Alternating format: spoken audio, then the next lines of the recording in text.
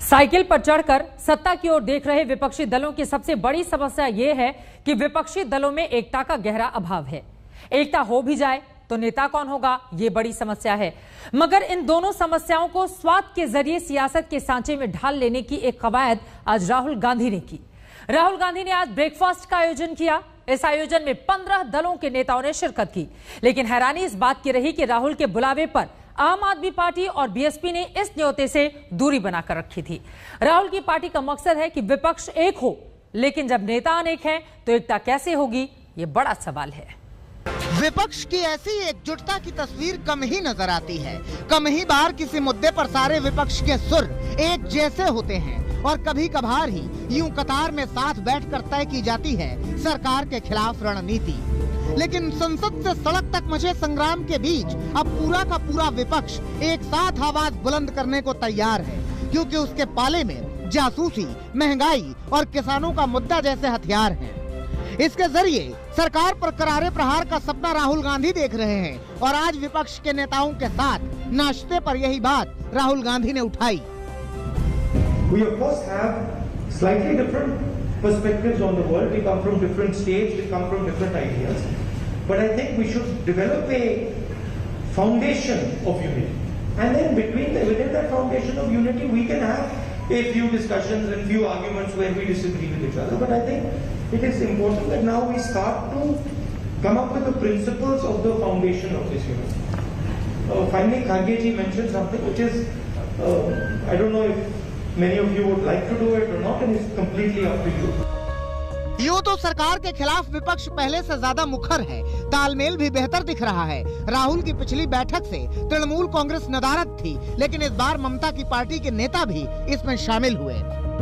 इसके साथ ही NCP, DMK, Samajwadi Party, RJD, CPI, CPM, National Conference समेत 15 विपक्षी दलों के नेताओं ने साथ आकर सरकार के खिलाफ मोर्चाबंदी का खाका तैयार किया। बैठक के बाद विपक्षी नेताओं ने जैसे तेवर दिखाए, उससे साफ है कि पिछले कुछ दिनों से जारी सियासी संग्राम अब और भी तेज होगा। वो नौटंकी है।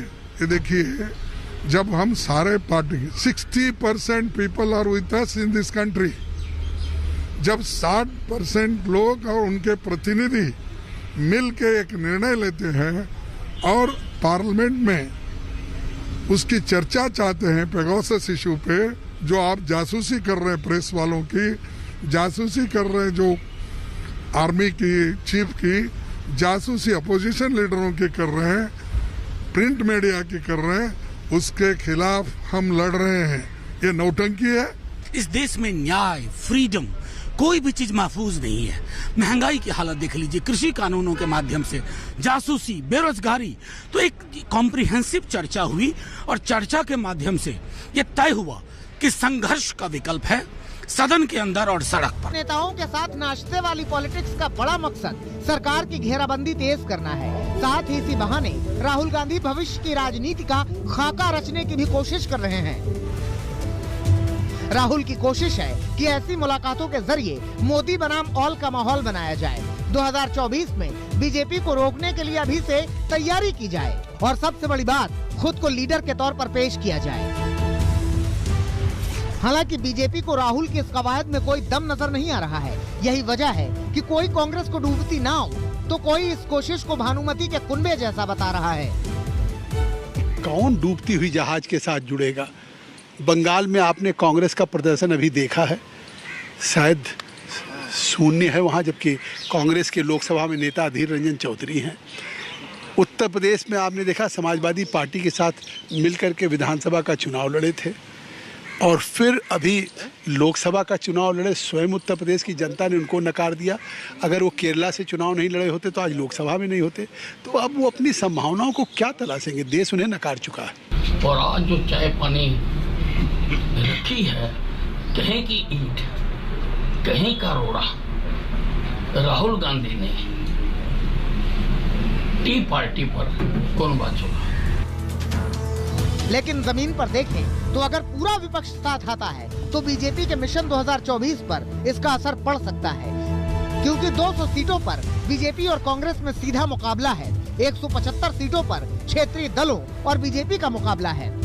लेकिन बड़ा सवाल ये है कि एक विपक्ष और अनेक नेता का फॉर्मूला चलेगा कैसे। राहुल के न्योते से बीएसपी और आम आदमी पार्टी आज भी दूर ही रहे हैं। माना जा रहा है कि दोनों पार्टियां यूपी चुनाव से पहले कांग्रेस के साथ नजर नहीं आना चाहती।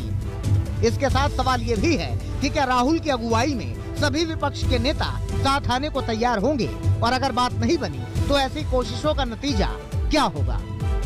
दिल्ली से आनंद पटेल और मौसमी सिंह के साथ आज तक ब्यूरो।